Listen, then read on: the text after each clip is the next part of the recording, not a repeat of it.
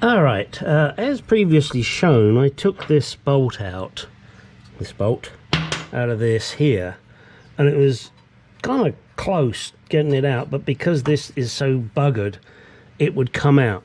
Now, when I try and put the bolt back in, I'm going to have the problem where this doesn't move, and that is not acceptable. So what I intend to do is put the bolt in this way, because then all I've got to do is put the nut on. You see what I mean? In fact, well, let me show you. I mean, I'm going to do it for real, but I put the bolt in this way. The most I've got to do is get this little metal shield just out of the way. Then I can put the nut on the other side. I'm sorry. Then I can put the nut on the other side. Then any future mechanic that needs to take it out won't have a ridiculous problem of it hitting. Hang on, and let me show you what it could hit.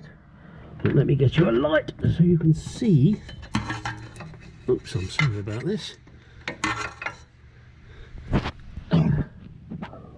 It would hit this, which is stupid. I can't see why they put the bolt in that way around, but they did. But I'm going to put it back in the other way. Alrighty, right. Let's get on with it. I've got to get that bush out now. That's going to be fun, because it's going to be fun. I think I'm probably going to end up drilling the rubber out and then see if I can drift the rest of it out, or maybe I'll have to get a little saw in there and a chisel. It's going to be a bit of a faff, but I'll get there, as always. All right, let's get on with it. Houston, we have a problem. This appears to be a swivel joint, bearing, whatever you want to call it. It's not a bearing, but you know what I mean. In order to give me more room to make shit work better, I'm going to take off the rotor and take off this dust shield. Take off the rotor, got to undo this, pull the rotor off, undo the various clips. Okay, just wanted to show you this, and please excuse the state of my bench, it's really rather messy. The part number you need for these new bushes appears to be 204-352-00-27 joint.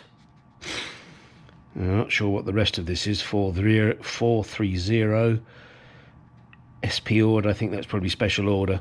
M4923, I really don't know if that's anything to do with the part number. This is a Mercedes part. I very much doubt you will get it anywhere else. Reason being, this is what the beast looks like. Now look at that. That is not just your standard cotton reel joint, is it? I mean, there's a seal on there. It looks and feels like it's some kind of hydraulic. You know, whether that's air or liquid, I do not know. You're going to have to be very careful pressing this in. I'm going to see if I can find a socket to get over there, because you cannot push on that, because you will damage this joint. These are not cheap. I believe they cost, for the pair, one for each side of course, $144, and then there's tax on top of that, of course. So do be aware of that, but do also be aware that these things break and need replacing. And if you're having rear noises from your Mercedes, this could be one of the reasons you're having that noise. So there you go. They're beautiful looking, but by God are they expensive. Now let's go and get it in. Well, first I've got to get the other one out. Let's go. Now, my customer has asked me to bleed the brake system and change the brake fluid. Because I'm not bleeding it to remove air, I'm doing what's known as a gravity bleed. And as you can see from my special little bottle there, that feeds in brake fluid into the reservoir so that I don't run dry. And then what I do, and I've done this on all four corners, well, this is the last corner, and don't panic. Yes, I know this is the furthest one away, and that's how you do it when you're bleeding air out of the system, but that's not what I'm doing. So here we have brake fluid dripping, and some of it dripping on the ramp, that's no problem. And that has been going for quite some time now, so I'm about to lock it off and call it good. Spin it up with the fingers, grab the appropriate wrench, which in this case is a 9mm, pinch it off, grab your little rubber cap, and then give this a clean up with some brake cleaner, and that is actually the whole brake system completely bled. Double check the front area to make sure that the fluid is up to the correct level, and we are good on the brake bleeding. Now this is a job you can do without really what's the word I'm looking for? It doesn't take any effort. I do this and I don't charge the customer.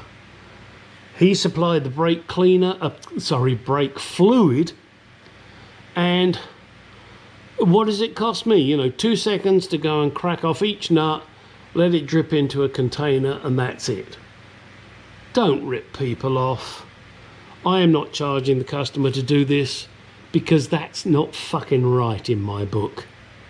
I'm doing other things on this car for him. I'm replacing all the control arm bushes, the control arms, you know, so, you know, this goes on in the background. Yeah, I know there are companies, people, dealers that will rip somebody off. Change the brake fluid, $300. Come on. Now, all right, maybe if that's the only thing they're doing, that's time consuming. This is not the only thing I'm doing on this car, so I don't do it. Be nice to your customers. They come back, they recommend you, and they will pay you happily rather than being ripped off by a dealer. And I'm sorry, but that does happen. So, as I said, what we've got to do now is get this out, so I need to remove these and let's get on with it. And here's another little addendum for you guys doing brake stuff. Now the customer supplied me with I think it was a quart of brake fluid, and I have used all but this little bit here. Am I going to keep this? Am I going to give it back? No. I'm going to throw it away. Why? Because brake fluid is what's known as hygroscopic.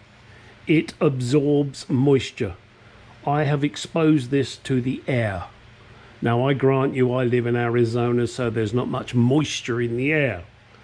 But I don't fuck around for the sake of a few dollars worth of brake fluid. Do keep that in mind when you are working on cars, dealing with the brakes. Do not keep old brake fluid. It is not worth it.